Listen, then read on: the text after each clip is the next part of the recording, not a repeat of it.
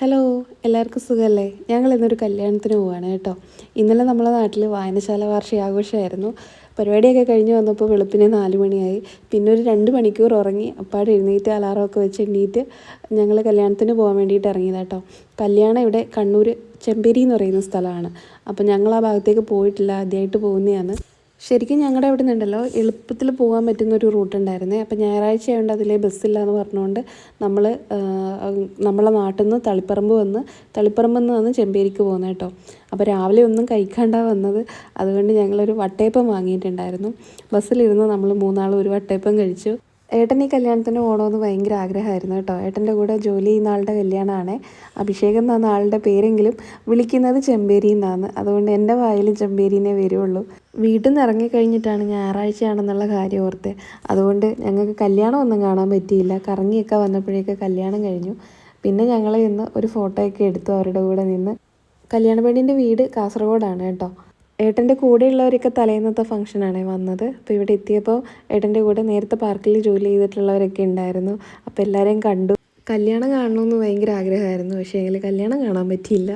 ഇനിയിപ്പോൾ എന്തായാലും ഭക്ഷണം കഴിക്കാൻ വന്ന പോലെ ആയിപ്പോയി. നല്ലൊരു സിമ്പിൾ കല്യാണമായിരുന്നു കേട്ടോ. എനിക്ക് സ്റ്റേജിൻ്റെ ഡെക്കറേഷനും കാര്യങ്ങളൊക്കെ ഒത്തിരി ഇഷ്ടപ്പെട്ടു. ശരിക്കും ഞങ്ങൾ ഒരുപാട് ക്ഷീണിച്ചിട്ടാണ് ഉള്ളത് കേട്ടോ. കാരണം വഴി അറിയില്ല, ഒരുപാട് വട്ടം കറങ്ങിയിട്ടാണ് ഇവിടെ എത്തിപ്പെട്ടത്. ഇവിടെ പിന്നെ ഫുഡ് ബിരിയാണി ആയിരുന്നു കേട്ടോ. ഇവിടെ ഇങ്ങനെ വിളമ്പുന്ന ഒരു സെക്ഷനും ഉണ്ടായിരുന്നു. പിന്നെ നമ്മുടെ ബുഫേ പോലെ വാങ്ങിയിട്ട് കസേരയിൽ പോയി കഴിക്കാവുന്ന സെറ്റപ്പ് ഉണ്ടായിരുന്നു. നമ്മൾ പിന്നെ വിളമ്പുന്നിടത്താണ് പോയിരുന്നത്. കാരണം കയ്യിൽ വെച്ച് കഴിച്ചാൽ മുണ്ടിലൊക്കെ ആയാൽ പിന്നെ ബുദ്ധിമുട്ടല്ലേ, കുഞ്ഞിൻ്റെ ഡ്രസ്സിലും ഒക്കെ ആക്കും. അപ്പോൾ അതുകൊണ്ട് ഞങ്ങൾ വിളമ്പുന്നിടത്ത് തന്നെയാണ് ഇരുന്നത്. അതിന് ബിരിയാണി ആയിരുന്നു. ബിരിയാണിയൊക്കെ വന്നു. ബിരിയാണി മാനൂട്ടിന് ഒരു ഇല വാങ്ങിച്ചു കൊടുത്തു കേട്ടോ. സാധാരണ ഞങ്ങൾ എൻ്റെ കൂടെ ഇരുത്തലായിരുന്നു ഞാൻ പതിവ്.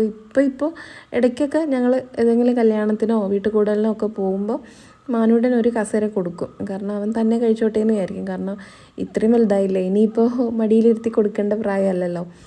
ബിരിയാണിയൊക്കെ നല്ല ഉഷാർ ബിരിയാണി ആയിരുന്നു കേട്ടോ. ഞങ്ങൾക്ക് പിന്നെ വിശപ്പിച്ചിരി കൂടുതലുണ്ടായിരുന്നതുകൊണ്ട് നന്നായിട്ട് ഭക്ഷണം കഴിച്ചു. ഞങ്ങൾ സത്യം പറഞ്ഞാൽ രാത്രിയിലും ഒന്നും കഴിച്ചിട്ടില്ല. രാത്രി വാർഷികാഘോഷത്തിന് പോകാനുള്ള തിരക്കായത് കാരണം കുറച്ച് ബ്രെഡ് ഉണ്ടായിരുന്നു. ബ്രെഡ് എടുത്ത് കഴിച്ചിട്ടാണ് ഞങ്ങൾ പോയത്. അപ്പോൾ രാവിലെ വന്നിട്ട് പിന്നെ കഴിക്കാനും പറ്റിയില്ലല്ലോ. അതുകൊണ്ട് നല്ല വിശപ്പുണ്ടായിരുന്നു. പിന്നെ ഐസ്ക്രീം ഉണ്ടായിരുന്നു കേട്ടോ. നമുക്ക് അവിടെ ഒരു ഐസ്ക്രീം കിട്ടി. അവിടെ ഒരു സ്ട്രോബെറി ഫ്ലേവറിൻ്റെ ഐസ്ക്രീം കിട്ടിയിട്ടുണ്ടായിരുന്നു. അപ്പോൾ കൈ കഴുകാൻ പുറത്തെല്ലാം വന്നു കഴിഞ്ഞപ്പോഴാണ് ആൾക്കാർ ഐസ്ക്രീം എടുത്ത് കഴിക്കണുണ്ട്. അപ്പോൾ ഞാൻ നോക്കുമ്പോൾ ഞാൻ വരുമ്പോൾ മാനൂട്ടൻ ഐസ്ക്രീം തിന്നുകൊണ്ടിരിക്കുന്നു. അപ്പോൾ എന്നോട് പറഞ്ഞു ഇവിടുന്ന് ഐസ്ക്രീം എടുക്കാം, എല്ലാവരും എടുക്കുന്നുണ്ട്, നിനക്ക് വേണമെങ്കിൽ എടുത്തോളാൻ പറഞ്ഞു. അപ്പോൾ ഞാനും പോയിട്ട് ഐസ്ക്രീം എടുത്ത് കഴിച്ചു. അപ്പോഴേക്ക് പെണ്ണിനും ചെക്കനും ഒക്കെ ഇറങ്ങാനുള്ള സമയമായി കേട്ടോ.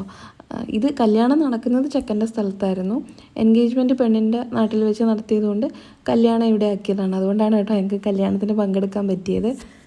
ഏട്ടന് ചെമ്പേരീനെ വലിയ കാര്യമാണ് കേട്ടോ. എപ്പോഴും വന്നിട്ട് ചെമ്പേരീൻ്റെ കാര്യങ്ങളൊക്കെ പറയലുണ്ട്. അപ്പോൾ ഇവൻ്റെ കല്യാണത്തിന് പോകാൻ പറ്റില്ല എന്നൊരു ഇത് വന്നായിരുന്നു ലീവിൻ്റെ പ്രശ്നം കൊണ്ട്. അപ്പോൾ ആൾക്ക് ഭയങ്കര സങ്കടമായിരുന്നു. ഏതായാലും ലീവ് കിട്ടി. അതുകൊണ്ട് പുള്ളി ഭയങ്കര എക്സൈറ്റഡ് ആയിരുന്നു കല്യാണത്തിന് വരാൻ വേണ്ടിയിട്ട്. പക്ഷേ കല്യാണം കാണാൻ പറ്റിയില്ല.